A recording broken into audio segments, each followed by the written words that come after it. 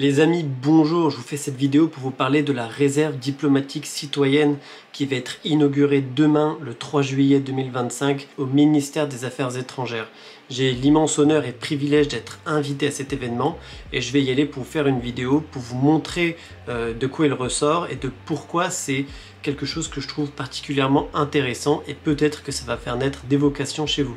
Vous le savez bien, on vit dans un monde qui est de plus en plus instable et fragmenté, il y a des crises tous les jours maintenant et l'objectif de cette réserve diplomatique citoyenne, c'est justement de mobiliser toutes les forces de la nation, dont vous et moi, pour essayer d'aider la France. L'idée, c'est de se dire que la diplomatie, c'est pas juste les diplomates dans les ambassades, c'est pas juste le Quai d'Orsay, ça peut être avant tout nous, ça peut être dans des échanges universitaires, dans les entreprises, dans des événements internationaux. Et c'est l'idée que chaque Français est un peu ambassadeur de France quelque part. Et c'est donc pour sensibiliser les gens au travail diplomatique, pour que la politique étrangère française soit appliquée par l'intégralité des citoyens qui sont intéressés. Et ça va vers la sensibilisation des enjeux géopolitiques, également le mentorat pour les jeunes qui rêvent d'une carrière internationale, et puis même la lutte contre la désinformation en ligne qui est quelque chose sur lequel je travaille beaucoup. Chacun pourra agir selon les besoins de la diplomatie française, lorsqu'elle en aura besoin par exemple en temps de crise, s'il faut évacuer des gens d'un pays, ce genre de choses.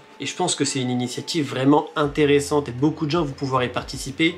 Il me semble que d'ici la fin de l'année, il y aura environ 1000 personnes qui feront partie de cette réserve. Et ce seront des experts, des diplomates, mais également des jeunes engagés. Donc peut-être que vous pourrez vous-même vous demander si ça vous intéresse et si vous pouvez essayer de la rejoindre. En tout cas, je vais vous expliquer de quoi il en retourne dans cette vidéo.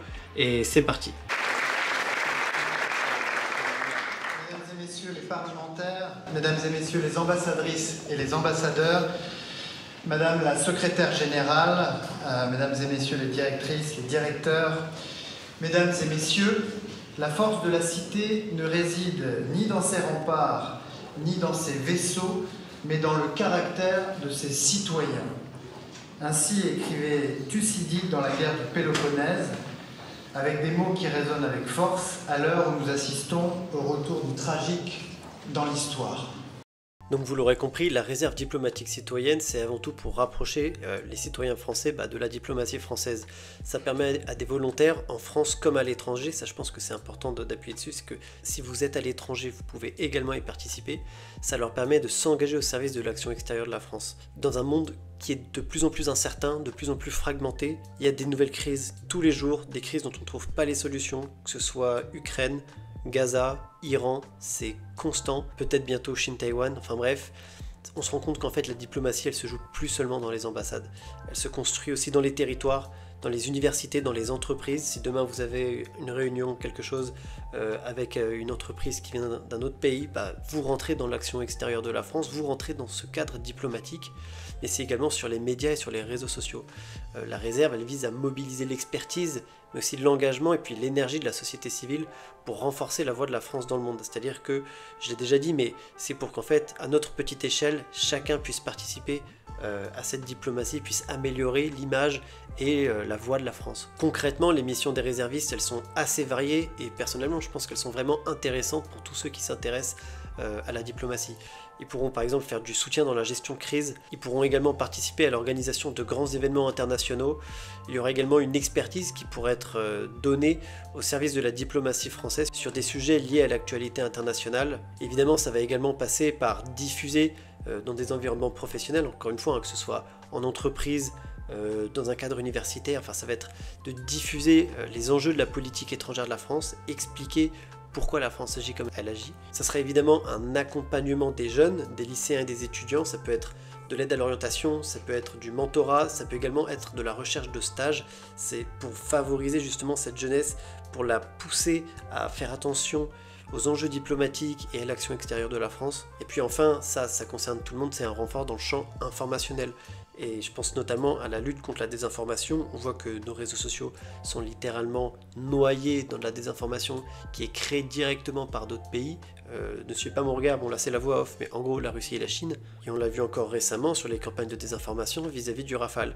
Et dans le champ informationnel, l'idée c'est pas de nourrir le narratif que va sortir le gouvernement, parce qu'en fait c'est même pas une question de gouvernement de je fais ça pour Macron, non c'est une question de faire ça pour la France, c'est une question de dire il y a des mythos qui sont sortis, je sais que c'est des conneries, ça a été fact-checké comme étant des conneries, donc je vais combattre ça, je vais ainsi participer tout simplement au soutien de la diplomatie française. Cette réserve diplomatique citoyenne, elle est ouverte à tous les citoyens majeurs français ou européens et elle compte déjà 200 membres pour son lancement. Il me semble que le ministère vise jusqu'à 1000 volontaires d'ici fin 2025. Alors évidemment, c'est pas tout le monde qui peut rentrer, ça va être les salariés des opérateurs du Quai d'Orsay, les conseillers et conseillères des Français de l'étranger, les volontaires du service civique ayant servi à l'étranger, les retraités du Quai d'Orsay, bon je pense pas qu'il y en ait beaucoup qui regardent mes vidéos, mais il y a aussi les auditeurs du CHEAD, les alumni de l'Académie diplomatique d'été, les auditeurs de l'ensemble des cycles d'études, de hautes études avec lesquels le MAE est en relation, donc IHEDN, IHEMI et compagnie, et puis les partenaires académiques ayant passé des conventions avec le Quai d'Orsay. Et si vous n'êtes pas parmi ces gens que je viens de citer, c'est pas grave, honnêtement, sans être officiellement dans cette réserve diplomatique, je pense sincèrement que l'idée que l'image de la France passe par tous ses citoyens, j'y crois fermement, et je pense que vraiment tout le monde à son échelle peut agir et peut aider à renforcer la diplomatie française. L'idée c'est que cette diplomatie ne se joue plus seulement dans les ambassades, mais vraiment auprès de chaque Français, et c'est votre occasion à vous de pouvoir l'incarner. Ça montre qu'on a une diplomatie qui est quand même plus ouverte, qui est vraiment participative, littéralement, et qui est ancrée dans la société. En clair, vous voulez servir la France, ça c'est un moyen de le faire directement. Je crois à la victoire finale des démocraties, comme le disait Raymond Aron, mais à condition qu'elles le veuillent. Si vous êtes ici, c'est que vous aussi, vous le voulez. Alors ne vous résignez pas, engagez-vous, rejoignez-nous. Plus que jamais, la voix de la France doit être portée par tous ceux qui croient en elle. Alors je compte sur vous pour que vive la diplomatie et que vive la réserve diplomatique.